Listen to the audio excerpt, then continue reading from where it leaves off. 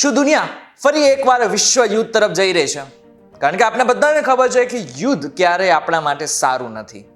પરંતુ છેલ્લા ઘણા સમયથી રશિયા અને યુક્રેન વચ્ચે યુદ્ધ ચાલી રહ્યું છે, તો બીજી બાજુ એક સંઘર્ષ ચાલી રહ્યો છે અને એ છે ઇઝરાયલ અને હમાસ વચ્ચે. અને આ સંઘર્ષમાં હવે ઈરાને પણ ઝંપલાવ્યું છે, જેના લીધે હવે આગાહી કરવામાં આવી રહી છે કે જો આ સંઘર્ષ વધારે ચાલશે તો આગળના સમયમાં વિશ્વ યુદ્ધ જેવી સ્થિતિનો સામનો કરવો પડી શકે છે.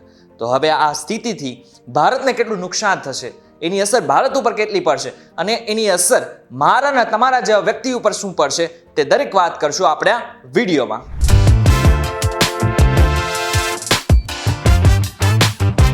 હેલો ફોક્સ, VTVGujarati.com પર તમે જોઈ રહ્યા છો ડેલી ડોઝ અને હું છું કરણ.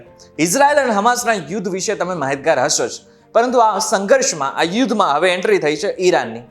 તમને વિચાર આવતો હશે કે ઈરાનનું શું કામ? ઈરાને શા માટે એવું જાહેર કરી નાખ્યું છે કે હવે ઇઝરાયલ સાથે પોતે યુદ્ધ કરશે? તો તમને કહી દઉં કે ઇઝરાયલ પહેલેથી જ આરોપ લગાવતો આવ્યું છે કે જે ઈરાન છે એ પ્રોક્સી વોરનું કામ કરે છે, એટલે કે હમાસના યુદ્ધમાં હમાસને તે મદદ કરી રહ્યું છે. આ માટે જ તેમણે 1 એપ્રિલે સિરિયામાં ઈરાનના દૂતાવાસને નિશાનો બનાવ્યા, જેમાં 2 મોટા કમાન્ડર અને બીજા 13 લોકોના મોત થઈ ગયા. હવે જેવી આ ખબર સામે આવી કે તરત જ ઈરાને ઇઝરાયલને ધમકી આપી. ધમકી એ આપી કે ટૂંક સમયમાં પોતે આનો બદલો લેશે.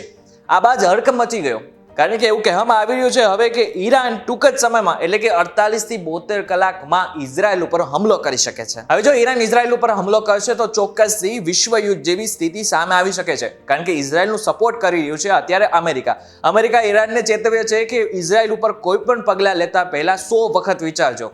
હવે જો ઇઝરાયલની વાત કરવામાં આવે તો ઇઝરાયલની સાથે ઘણા બધા દેશો છે, તો એ જ સમયે ઈરાનની સાથે પણ ઘણા બધા દેશો સામેલ છે, જેવા કે ઈરાક, સિરિયા, લેબનોન, કતર, તુર્કી, જોર્ડન. હવે આ બધા જ દેશો અત્યારે ઈરાન સાથે ઊભા છે. હવે જો આ યુદ્ધ લાંબુ ચાલશે અને યુદ્ધની શરૂઆત થઈ જશે તો આખી દુનિયા 2 ભાગોમાં વેચાઈ જશે. એક ભાગ એવો હશે કે જે ઈરાનનું સપોર્ટ કરતું હશે અને જો બીજો ભાગ એ હશે કે જે ઇઝરાયલનું સપોર્ટ કરતું હશે. પરંતુ આ બધામાં મળશે કોણ? તો મળશે સામાન્ય જનતા, સામાન્ય પરિવારો. હવે આ બધામાં ભારતનું સ્ટેન્ડ શું હશે? કારણ કે ભારત હંમેશાથી યુદ્ધનો વિરોધ કરતો આવ્યો છે. આપણે હંમેશાથી માનીએ છીએ કે યુદ્ધ કોઈ દિવસ વિકલ્પ ન જોઈ શકે. આ માટે જ તે તટસ્થ રહેવાની કોશિશ કરશે, એટલે કે ના તો ઈરાન બાજુ અને ના તો ઇઝરાયલ બાજુ. પણ આની સીધી અસર આપણા દેશ ઉપર પણ પડશે, કારણ કે આપણા દેશના ઘણા બધા નાગરિકો ત્યાં છે, આપણા દેશના ઘણા બધા વર્કર્સ ત્યાં કામ કરે છે, આપણી ઘણી બધી ઇકોનોમી ત્યાં કામ કરે છે. અત્યારે ઇઝરાયલમાં 18,000 જેટલા ભારતીયો કામ કરે છે, જ્યારે ઈરાનમાં પણ 4,000 જેટલા ભારતીયો જુદા જુદા કામ કરી રહ્યા છે. કોઈ કામ કરી રહ્યું છે તો કોઈ ભણી રહ્યું છે. હવે આ બધામાં ભારત સરકારે એડવાઇઝરી પણ જાહેર કરી નાખી છે. તેમનું કહેવું છે કે અત્યારે હાલ પૂરતું ઇઝરાયલ કે ઈરાનનો પ્રવાસ ન જ કરવો, અને જેટલા પણ લોકો ત્યાં કામ કરી રહ્યા છે તેઓ ભારતીય દૂતાવાસનો સંપર્ક સાધવાનું શરૂ કરી નાખે. હવે સૌથી મોટો પ્રશ્ન, આ યુદ્ધથી મારા અને તમારા જેવા સામાન્ય નાગરિકો ઉપર શું અસર થશે? કારણ કે યુદ્ધ કોઈ દિવસ ખાલી 2 દેશ વચ્ચે નથી હોતું, તે આખા માનવ જાતિ ઉપર હોય છે. જ્યારે પણ યુદ્ધ થયા છે ત્યારે આ દુનિયા ઉપર એક મોટી મુશ્કેલી સામે આવી છે. જો હવે આ યુદ્ધ થશે તો આખી દુનિયા ઉપર તેની અસર જોવા મળશે. હવે જો આ યુદ્ધ થાય તો આખી દુનિયામાં ક્રૂડ ઓઇલ મોંઘું થઈ શકે, જેને કારણે પેટ્રોલ ડીઝલના ભાવ વધી શકે અને તેને જ કારણે ટ્રાન્સપોર્ટેશન મોંઘું થાય, એટલે કે શાકભાજીથી લઈને બધી જ સર્વિસીસમાં મોંઘવારી દેખાઈ શકે.